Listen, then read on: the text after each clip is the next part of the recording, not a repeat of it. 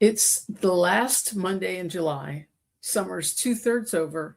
And if I asked you to name three moments you actually felt this season, could you? A psychologist at Loyola spent 30 years studying why most of us can't. Welcome back. This is Dr. Lisa. We're on day one of Appreciating Summer. And today we're talking about why summer went by too fast and what it actually costs you when it does. Let me start with a question. I want you to answer honestly in your head right now. Name three moments from this summer that you actually felt. Not three things you did, not three places that you drove to. Three moments where you were inside your own life while it was happening. Most people get to one. A lot of people get to zero, and then they feel a little sick about it because the summer wasn't empty, it was actually full. There were cookouts and long evenings and kids' laughter in the next room, and it's all there in the camera roll. It just didn't land anywhere inside you. There's a name for the thing that's missing, and there's 30 years of research behind it. Fred Bryant at Loyola University Chicago studies what he calls savoring, the capacity to notice, hold, and extend a positive experience while it's happening. And his work makes an important distinction that changes everything. Savoring is not the same as having good things happen to you. It's a separate skill, running on separate machinery. You can have a beautiful summer and save almost none of it. You can have an ordinary Tuesday and savor a great deal of it, which means the problem was never your July. Your July was just fine. The problem is that nobody ever taught you how to be present for it.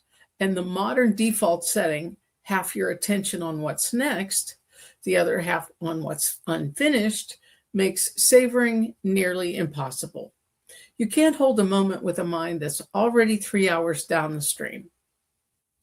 Here's why this matters more than it sounds. Bryant's research links savoring to how much of your life you actually experience as yours. Two people can live the identical week. One of them ends it with a week's worth of life, and the other ends it with a calendar full of completed obligations and a vague sense that time is disappearing. Same week, completely different lives. And I'll tell you what makes me push on this.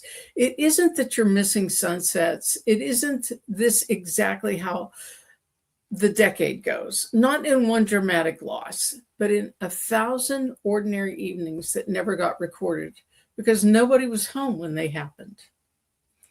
So this week isn't about squeezing more into August. You don't need a bigger summer. You need to be present for the one you're already having.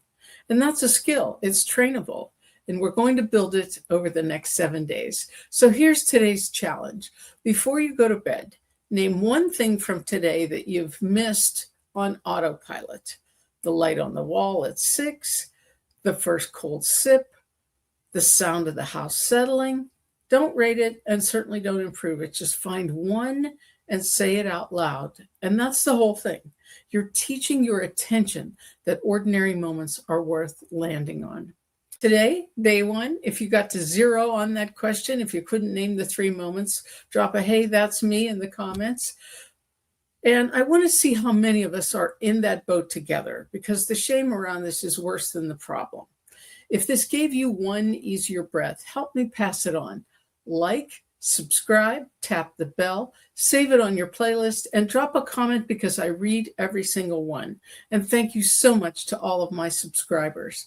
Every share brings one more person into the Nezzen community, and that's how we build this, one steadier day at a time. Tomorrow, we go after the sentence that's been stealing your summers. This is day one of Appreciating Summer.